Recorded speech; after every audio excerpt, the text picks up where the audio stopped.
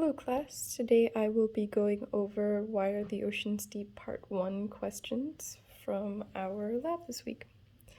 So to begin, we're going to be using equation 2 to solve problem 1. So they talk about the average thickness of the ocean crust being 7 kilometers. They say use the average density of basalt that you determined and the isostatic equilibrium equation, which is on page 1, equation 2, to calculate how high in kilometers the ocean crust, or basalt, floats above the asthenosphere.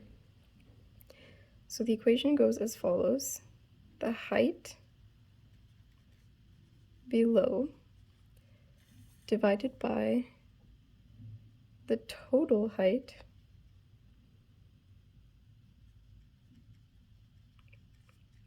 is equal to the density of the item divided by the density of the fluid.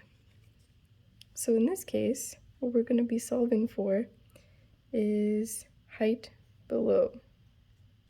And then we'll use this equation that's in the hint to solve for the height above.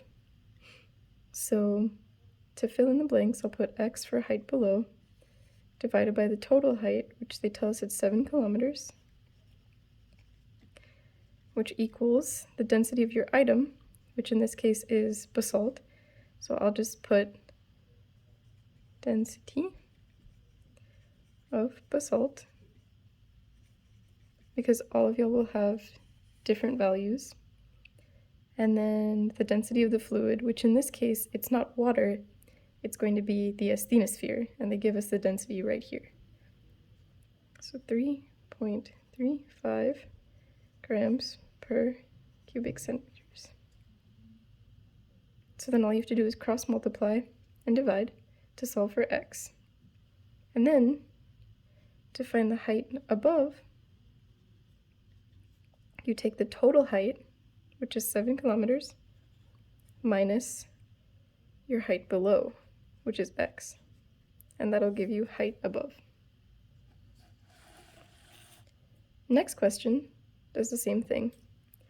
So in this case, your continental crust is 30 kilometers, so I'll put x for the height above, or the height below, I mean, and the bottom I'll put 30 kilometers, which is then equal to the density of our item, which, again, you'll have to use your average density that you determined.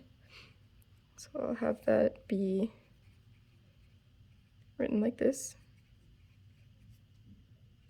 Cc for continental crust, divided by the asthenosphere again, which is given right here. It's 3.35 grams per cubic centimeters. Then we'll do the same thing above.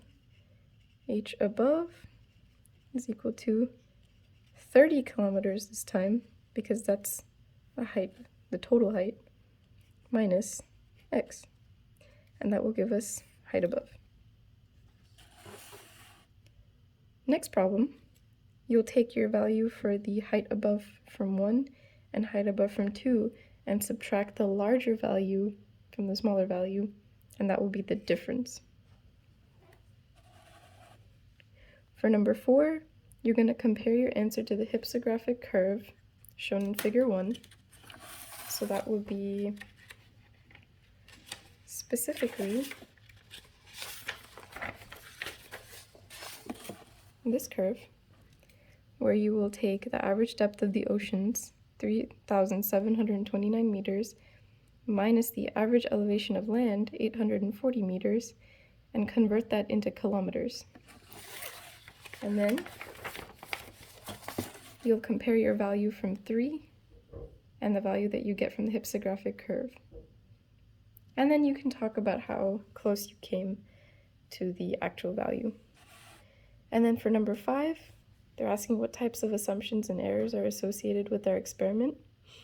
So generally, the gist of this question is that you have to understand that oceanic crust and continental crust is not just made out of white granite, pink granite, and basalt.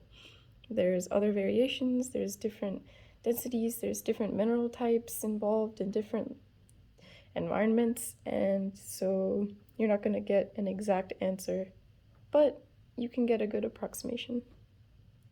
Thank you guys, and happy studying!